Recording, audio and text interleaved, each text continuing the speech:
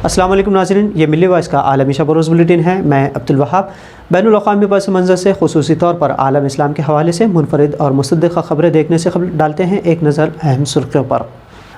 NATO फ़ौज का mission Afghanistan हुआ नाकाम, साबिक़ जर्मन चांसलर एंगेला मर्केल ने किया कबूल, जताया अफसोस। तालिबान हुकूमत को तस्लीम कराने में ईरान डाल रहा है रुकावट, साबिक़ अफ़गानी वज़ीर आज़म का ईरान पर इल्ज़ाम। ईरान की अमरीका को दो टोक, पाबंदियाँ ख़त्म होने तक जारी रहेगी जोहरी पेश रफ्त। क्राइस्ट चर्च मस्जिद पर हमलावर दहशतगर्द, टेरेंट के वकील का बहाना, दबाव में इल्ज़ाम कबूल करने का किया दावा।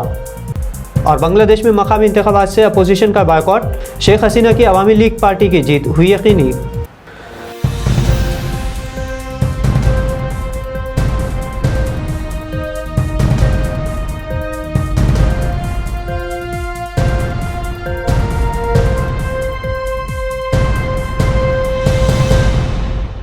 साल 2001 में दुनिया के 30 से ज़्यादा ताकतवर मुल्कों ने मिलकर अफ़गानिस्तान पर हमला किया था और उसके बाद से बेज़र व सामानी वाले इस मुल्क में नेटो फ़ौज काबिज़ रहे।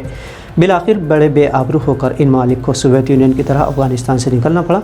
इस सिमत में जर्मनी की साबिक़ा चांसलर एंगेला मर्केल ने कहा कि उन्हें गहरा दुख है कि वो जो अफ़गानिस्तान में चाहते थे वो नहीं हो पाया और अंजाम यकीनन ज़्यादा तकलीफ़दा रहा। मारूफ जर्मन खबर रसा इदारे DW से गुफ्तगू करते हुए मर्केल ने अफ़गानिस्तान, मौसमियाती तब्दीलियों, महाजरत की पॉलिसी और कोरोना वबा मार्च के मौज़ूआत पर बातचीत की और कहा कि वो अफ़गानिस्तान में एक मुख्तलिफ अंजाम की ख्वाहिशमंद थी। रास तालिबान का नाम न लेते हुए मर्केल ने कहा कि उन्हें अफ़गानिस्तान में एक खुद मुख्तार सियासी नज़्म व ज़ब्त लाने में नाकामी हुई है, साथ ही उन्होंने अपनी गलती भी तस्लीम की। बरतानवी खबर रसादार रॉयटर्स के मुताबिक अफ़गान तालिबान ने अपने अरकान को सूबाई गवर्नर्स और पुलिस सरबराहान समेत कलीदी ओहदों पर मुकर्रर किया है। सिक्योरिटी और माशी मसाइल से दो चार मुल्क में अमन की खातिर तालिबान का ये इक़दाम उनकी हुक्मरानी को आगे बढ़ाने के लिए एक अहम कदम है। सितंबर में काबीना की तश्कील के बाद बड़े पैमाने पर तक़र्रुरों का ये पहला दौर है। एक तरफ अमरीका की तैयार करदा दाइश ने पूरे अफ़गानिस्तान में हमले तेज़ कर दिए हैं, तो दूसरी जानिब गुज़िश्ता 4 दहाइयों से बैरूनी अक़वाम के कब्ज़े से अफ़गानी मईशत बहरान का शिकार है।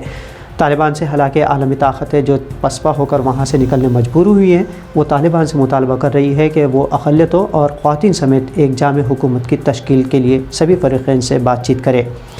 दूसरी जानिब अफ़गानिस्तान के साबिक़ वज़ीर आज़म गुलबदीन हिकमतयार ने ईरान पर इल्ज़ाम आयद किया है कि वो तालिबान की हुकूमत को आलमी सतह पर तस्लीम किए जाने में रुकावट डाल रहा है।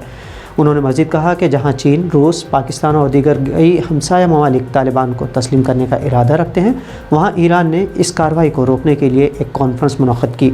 हिकमतयार ने ज़ोर देकर कहा कि दीगर ममालिक उनके मुल्क के मामलात में मदाखलत ना करें। साबिक़ अमरीकी सदर डोनाल्ड ट्रंप के दौर में ईरान के ख़िलाफ़ आयद पाबंदियों को ख़त्म करने तक ईरान अपने जोहरी प्रोग्राम जारी रखेगा। इस तरह का ऐलान ईरानी वज़ारत ख़ारजा की जानिब से किया गया है। ईरान की जानिब से एक प्रेस ब्रीफिंग में कहा गया है कि 2018 में जोहरी समझौते में अमेरिका को वापस आना होगा और अगर अमेरिका ऐसा नहीं करता तो ईरान उसके रद्द-ए-अमल में जोहरी इक़दाम जारी रखेगा। मौजूदा अमरीकी सदर जो बाइडन ने बरसर इक़्तिदार आने के बाद ईरान से बातचीत का सिलसिला बहाल किया था और अप्रैल से जून तक दोनों मुल्कों के दरमियान वियना में जोहरी समझौते के बहाली के लिए बिलवास्ता मुज़ाकरात भी हुए। अलबत्ता ईरान में नए सदर इब्राहिम रईसी के इंतखाबात के बाद से मुज़ाकरात ताअत्तुल का शिकार हैं और अब ये 29 नवंबर को वियना में दोबारा शुरू होने वाले हैं।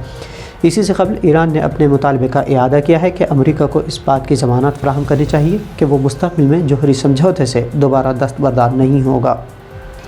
एशियाई मुल्क बांग्लादेश के बलदियाती इंतखाबात में मरकज़ी अपोजिशन पार्टी की तरफ से बायकॉट के बाद हुक्मरान अवामी लीग पार्टी की एकतरफा जीत यकीनी हो गई है। अपोजिशन रहनुमा खालिदा ज़िया की बांग्लादेश नेशनलिस्ट पार्टी ने कहा कि गुज़िश्ता कौमी इलेक्शन में फ्रॉड और धांधलियों की वजह से उनकी सियासी जमात बलदियाती इंतखाबात में हिस्सा नहीं लेगी।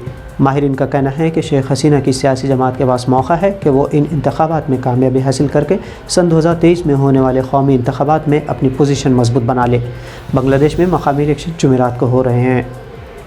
न्यूजीलैंड के शहर क्राइस्ट चर्च में 2 मसाजिद में फायरिंग से 51 नमाजियों को शहीद करने वाले दहशतगर्द ब्रेंडन टेरेंट के वकील का कहना है कि पुलिस के दबाव में आकर उसने अपने जराइम का इक़बाल किया है और इसकी सज़ा के ख़िलाफ़ अपील दायर की जाएगी।